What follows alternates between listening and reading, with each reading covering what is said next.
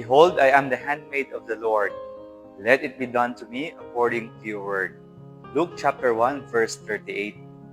Human achievement is often measured by academic degrees and professional specialization. But not everyone can become a worldly expert.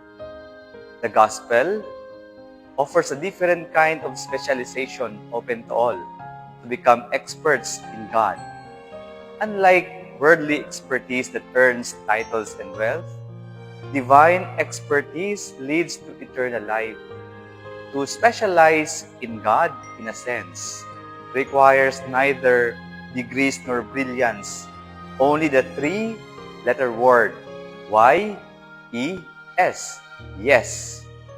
The world may belittle yes people, but in the spiritual life, saying yes is the essence of discipleship. Yes to God's commandments that gives life. Yes to service even when it costs.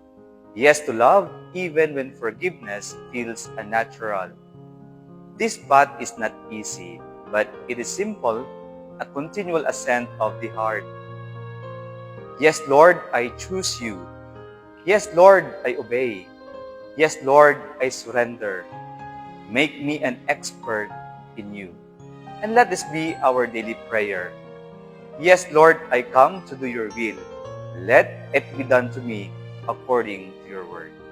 Amen.